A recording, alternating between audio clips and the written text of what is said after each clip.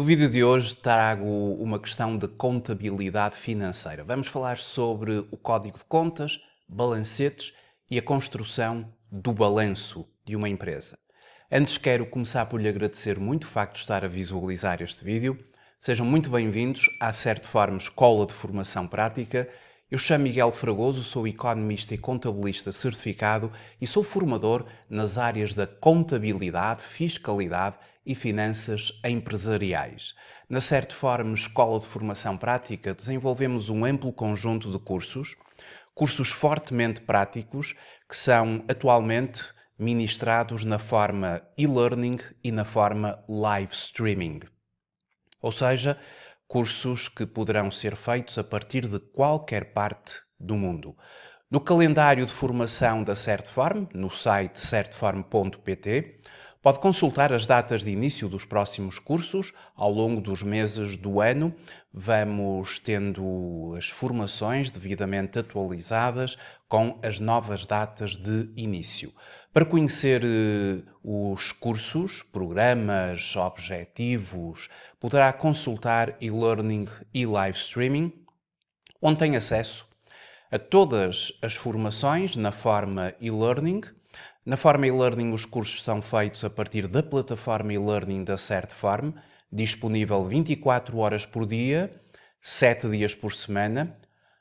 A partir do momento em que faz a sua inscrição num curso e-learning, tem imediatamente acesso à plataforma e-learning da Certform, pode começar de imediato o seu percurso formativo, fazê-lo ao seu ritmo, de acordo com a sua disponibilidade. Em live streaming, os cursos têm datas de início marcadas, com sessões síncronas, ou seja, em tempo real.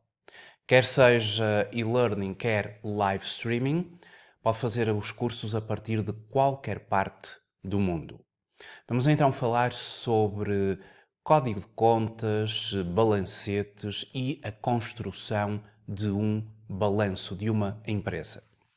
Para tal, eu vou recorrer a um caso prático de forma a fazermos uma análise destes vários temas que eu trago para hoje.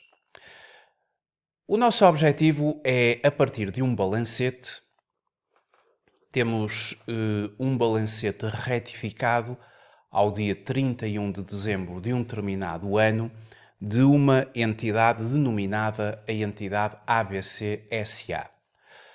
A partir do balancete retificado, vamos considerar que este balancete não vai ter mais lançamentos que vão conduzir a alterações das contas, não vai haver mais quaisquer lançamentos e, portanto, os saldos que nós temos aqui nestas várias contas são os saldos já finais, os quais poderão já ser transpostos definitivamente para o balanço da empresa.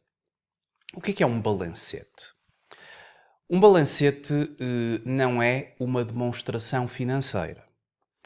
A demonstração financeira ou as demonstrações financeiras são, nomeadamente, o balanço, quanto à posição financeira, a demonstração dos resultados, quanto à posição económica, a demonstração das alterações do capital próprio, a demonstração dos fluxos de caixa, o próprio anexo ou as notas. Isso sim são as demonstrações financeiras. O balancete é um mapa contabilístico que vai sendo construído mês após mês, até chegarmos aos balancetes do final, do fecho das contas. Os balancetes, eles vão nos dando os saldos das contas que vão sendo movimentadas na contabilidade. Portanto, um balancete é um mapa contabilístico que nos apresenta saldos de contas. No balancete, as contas, elas são apresentadas pela mesma ordem do código de contas. Este é o código de contas do Sistema de Normalização Contabilística. São as contas que nós movimentamos ao longo do ano para fazer os lançamentos contabilísticos.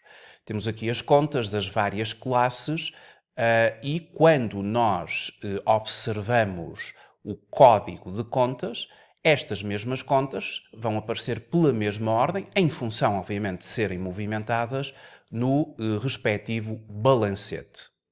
Pelo que vamos encontrar no balancete contas que poderão representar itens que pertencem ao ativo, ao passivo, ao capital próprio ou aos gastos e rendimentos da empresa.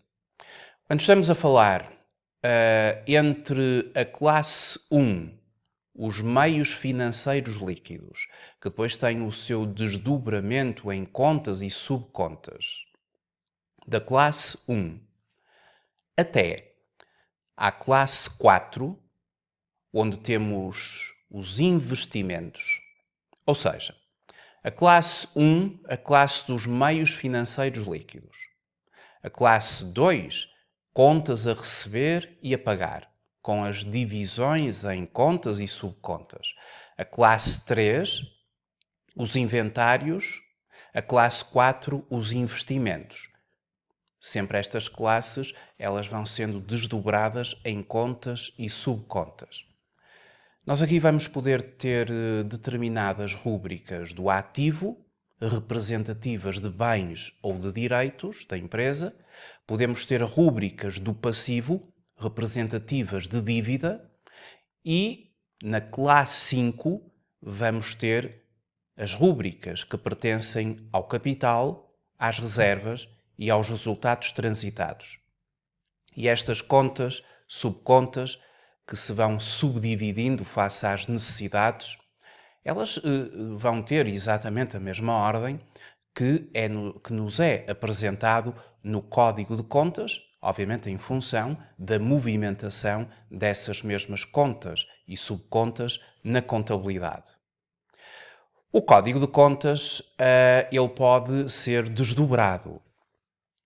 Este código de contas é aquele que nos é apresentado no nosso sistema de normalização contabilística, mas nós, na empresa, podemos desdobrar, ou seja, criar subcontas dentro destas grandes contas que nós temos no respectivo código de contas. Um balancete como este, onde temos o desdobramento de subcontas, é um balancete geral. Estamos aqui perante um balancete geral, uma vez que temos as contas desdobradas. Mas o balancete do razão, eu agora estou a apresentar aqui um outro balancete, só para distinguir o que é um balancete geral de um balancete do razão. Um balancete do razão apresenta-nos apenas as contas de 2 dígitos. O caixa, os depósitos à ordem, os clientes, os fornecedores, o Estado e outros entes públicos. Não apresenta as divisões em subcontas. Isto é um balancete geral. Desculpem, isto é um balancete do razão. Ou seja, um balancete do razão apresenta-nos apenas as denominadas contas do razão. Mas estas contas, elas são desagregadas, são divididas, exatamente como o próprio Código de Contas apresenta. Nós temos as contas a receber e a pagar, a classe 2. Depois, dentro da classe 2, temos uma conta do razão, que é a conta 21 clientes, outra conta do razão, a conta 22 fornecedores e por aí fora. Mas a conta 21 clientes ela é desdobrada, nomeadamente na conta 211 clientes conta corrente, que por sua vez é desdobrada numa conta 2111 clientes gerais, 21112 clientes a empresa-mãe, por aqui fora. O desdobramento ainda pode ser superior. Ou seja, a empresa pode desdobrar, por exemplo, os clientes gerais em subcontas representativas de cada um dos seus clientes. Por exemplo, se a empresa tiver como cliente, vamos supor, a entidade K, e se for uma entidade não relacionada com a nossa empresa, vamos subdividir a conta 2111 numa nova subconta. Imaginemos a 2111 0001, por exemplo, entidade K. Ou seja, vamos desdobrar os nossos clientes gerais em subcontas representativas de cada um dos clientes. E sempre que surgir um novo cliente, criaremos uma nova subconta dentro desta ramificação. Isso pode acontecer para fornecedores, enfim, pode acontecer para as várias contas que nos são apresentadas no código de contas. Quando as contas são desdobradas, se eu desdobrar, por exemplo, os meus clientes gerais em subcontas, cada uma representativa de um cliente, quando eu vou movimentar clientes, eu terei de considerar a conta mais desdobrada, ou seja, o cliente em concreto. Eu já não vou poder contabilizar em clientes gerais. Se clientes gerais foi desdobrado, numa determinada conta, o movimento vai ser realizado nessa mesma subconta. Cliente K, cliente Y, cliente Z. Ou seja, vou sempre movimentar na respectiva conta de movimento, que é a conta mais desdobrada dentro da classe. Ora, este balancete, que nos apresenta já algum desdobramento de contas e subcontas, é por isso um balancete geral. E vamos, a partir deste balancete, construir o balanço da empresa. Nós, dentro da classe 1 até à classe 4, vamos obter toda a informação para a construção do ativo ou do passivo do balanço da empresa. A classe 5 servirá para termos os respectivos valores para as rúbricas do capital da empresa. Capital, reservas e resultados. Para o balanço não vamos incluir as contas de gastos e as contas de rendimentos. As contas de gastos da classe 6 e as contas de rendimentos da classe 7 servem para apresentar a demonstração dos resultados da empresa. Obviamente que, a partir dessa demonstração dos resultados, rúbricas de rendimentos e rúbricas de gastos do período, apresentando a demonstração dos resultados daquele período, teremos os vários resultados contabilísticos até ao resultado líquido do período, o qual depois será transposto para o balanço da empresa. Dentro das contas da classe 1 até à classe 5, que vão fornecer os valores para as rúbricas do balanço, entre a classe 1 e a classe 4, como já referi, vamos ter contas de ativos, contas de passivos. Os ativos representam os direitos, os bens. Vamos começar precisamente pelos ativos. Qual é o conceito de ativo? Aqui o estudo 36 do Banco de Portugal, da Central de Balanços do Banco de Portugal, oferece-nos um conjunto de conceitos muito objetivos. Eu gosto sempre de mostrar estes conceitos, uma vez que aqui este estudo os contempla de uma forma bastante simples. O que é um ativo? Um ativo são todos os recursos controlados por uma entidade sob a forma de bens e direitos, a partir dos quais se esperam influxos de caixa no futuro. Compreendem ativos correntes e ativos não correntes. O que é um ativo corrente? Corresponde aos ativos potencialmente realizáveis, vendidos ou consumidos no decurso do ciclo operacional da empresa, ou seja, nos próximos 12 meses, ou num período não superior a 12 meses após a data de balanço. Ou seja, todo aquele ativo que seja de curto prazo vai ser inscrito no balanço no ativo corrente. Já aquele ativo de médio e longo prazo vai ser inscrito no balanço na área destinada ao ativo não corrente. Qual é o conceito de ativo não corrente? Correspondem aos ativos não classificáveis como ativos correntes, isto aqui é um conceito residual, mas em concreto compreendem os ativos fixos tangíveis, incluindo as propriedades de investimento e os ativos biológicos de produção, os ativos intangíveis, incluindo o goodwill, os investimentos financeiros da empresa e outros ativos financeiros não correntes, designadamente os ativos por impostos diferidos. Estes ativos não correntes são aqueles que no horizonte temporal vão ter digamos que potencialmente uma duração superior a 12 meses. Ou seja, vão além do horizonte temporal dos 12 meses, porque até 12 meses nós consideramos-lo como ativo corrente.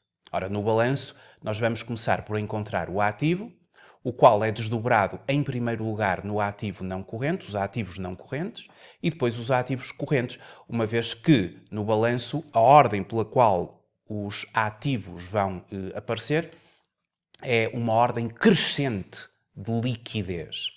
O ativo corrente tem um maior grau de liquidez, a capacidade daquele ativo ser convertido em dinheiro é superior em relação aos elementos que constituem o ativo não corrente. Portanto, no balanço vão aparecer em primeiro lugar os ativos não correntes e, seguidamente, os ativos correntes. Ora, voltando aqui ao nosso balancete, no balancete nós identificamos os ativos, os passivos, os capitais próprios.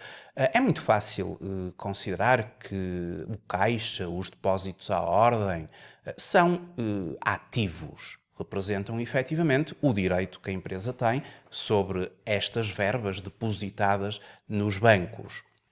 Quando observamos, por exemplo, clientes, facilmente verificamos que, até de uma forma intuitiva, que clientes é um item do ativo.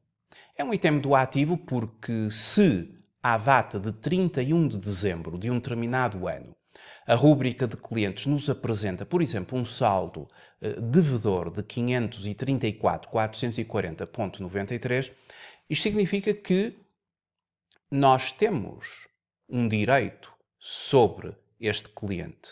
O cliente deve-nos, o cliente é devedor em 534.440,93. Por exemplo, se observar os fornecedores e se dentro dos fornecedores nós temos, por exemplo, um saldo credor de 246.531,51, é muito fácil, até de uma forma intuitiva, nós chegarmos à conclusão que os fornecedores representam um passivo. Dívida. A empresa comprou aos fornecedores, nomeadamente mercadorias, e ficou a dever. E, portanto, os fornecedores são credores desta empresa. A empresa assume aqui uma dívida à data de 31 de dezembro e, portanto, este valor é um valor que deverá ser representado no passivo. Mas dentro dos fornecedores, nós temos aqui um item, uma conta denominada adiantamentos a fornecedores, pelo valor de 21.232,32. Ora, um adiantamento a um fornecedor representa para a minha empresa, efetivamente, um ativo. Porque se a minha empresa adiantou uma verba a um fornecedor por conta de uma mercadoria, teve de sinalizar um valor por conta de uma mercadoria que ainda vai receber, a minha empresa tem ela própria um direito sobre esse fornecedor. O fornecedor é devedor perante a minha empresa. Terá de, efetivamente, nos fornecer a respectiva mercadoria pela qual nós já adiantamos uma determinada verba. Então podemos aqui considerar que dentro de uma mesma classe, alguns itens poderão pertencer ao ativo, quando representam direitos, ou ao passivo, quando representam responsabilidades. Isso acontece, por exemplo, ao nível do Estado. Em Estado e outros entes públicos, onde nós temos o conjunto de impostos que a empresa tem a pagar ou eventualmente a receber, a recuperar, IVA a recuperar, por exemplo. Quando estamos a falar de um IVA a recuperar, estamos a falar de um ativo.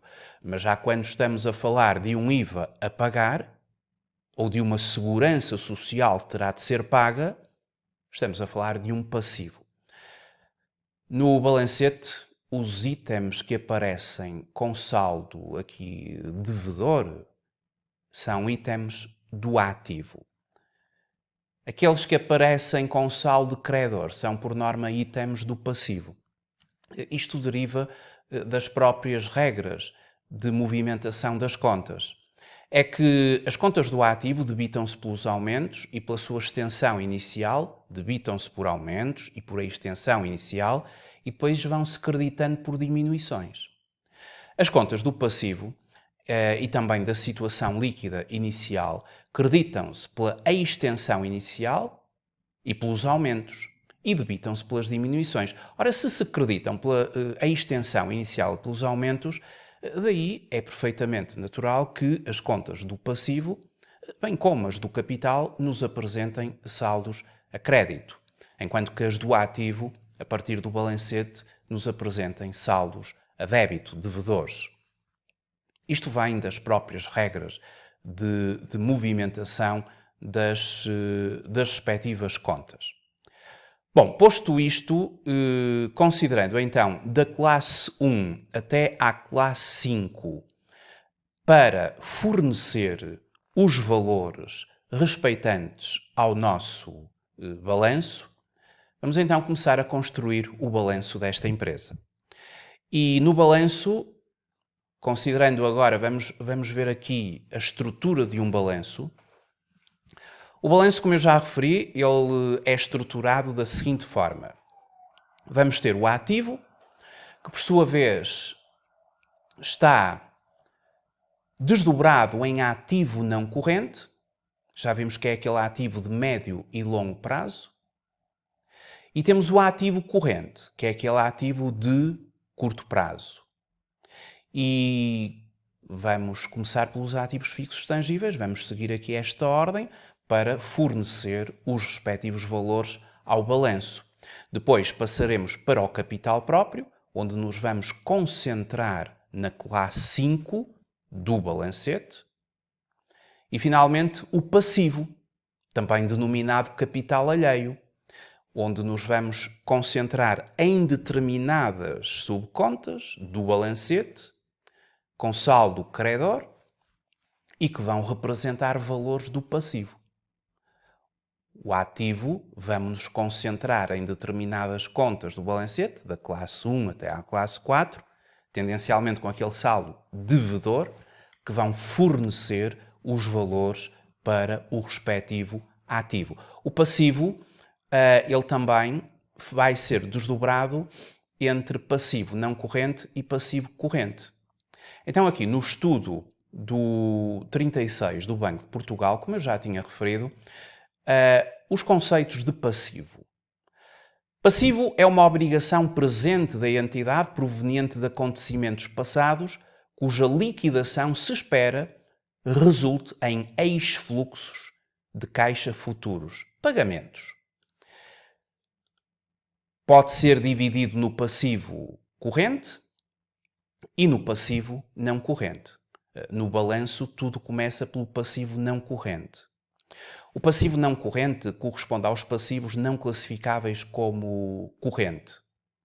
Compreendem assim os passivos não liquidáveis no decurso do ciclo operacional da empresa, ou num período superior a 12 meses. Superior a 12 meses. É aquela dívida cuja exigibilidade só vai ocorrer daqui por mais do que 12 meses.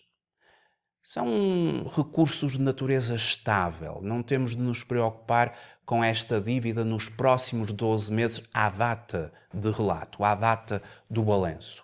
Já o passivo corrente, não.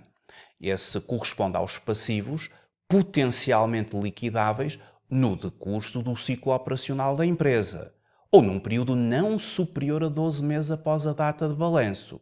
Ou seja, quando estamos a construir o balanço, vamos nos preocupar em determinar o que é passivo não corrente, ou seja, aquela dívida de médio e longo prazo, cuja exigibilidade só vai ocorrer daqui por mais do que 12 meses, à data do balanço, E aquele passivo corrente, que é aquele passivo de curto prazo, cuja exigibilidade, ou seja, vamos ter de pagar em breve.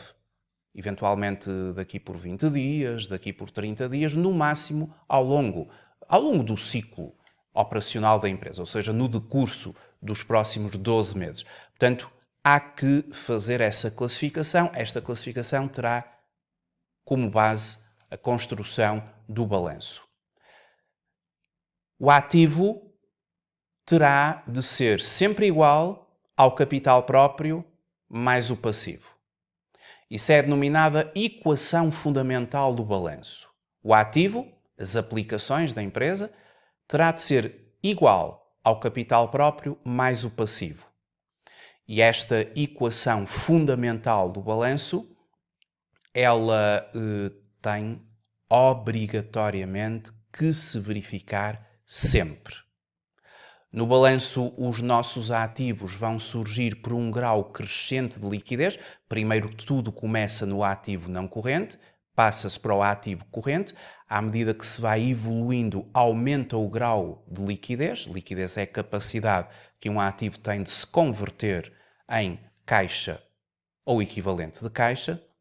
E no passivo, em que vamos começar pelo passivo não corrente e depois passamos para o passivo corrente, existe um grau crescente de exigibilidade.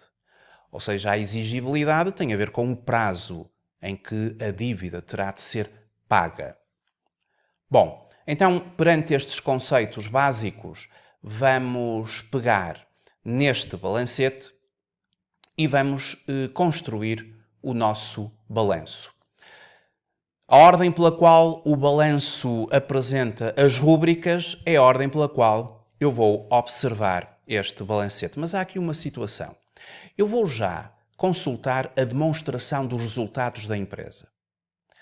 É que já foi feita a demonstração dos resultados desta empresa através das contas de rendimentos classe 7 e das contas de gastos classe 6, que nos apresenta o respectivo balancete. Ou seja, as contas de gastos da classe 6 e as contas da classe 7 de rendimentos servem para construir a demonstração dos resultados. Da classe 1 até à classe 5 servirá para construir o balanço. Isto, claro, estamos a falar de um balancete já retificado com saldos de contas que não vão ser mais... que não vão ter mais movimentos, não vão ser mais alterados, são os definitivos à data de 31 de dezembro de um determinado período N. A partir dos rendimentos, a partir dos gastos, já foi construída a demonstração dos resultados. E chegou-se a um resultado líquido do período, conforme se pode observar, de 207.727.11. O resultado líquido do período é o elo de ligação com o balanço da empresa. Então, vamos já ao balanço da empresa. Temos aqui o balanço que vamos agora começar a construir e vamos já colocar na parte do capital próprio o resultado líquido do período que vem da demonstração dos resultados e que é então de 207.727.21. O balanço vai buscar à demonstração dos resultados o resultado líquido daquele período. A demonstração dos resultados contempla apenas os rendimentos e os gastos do período e ela é elaborada com base no pressuposto do acréscimo.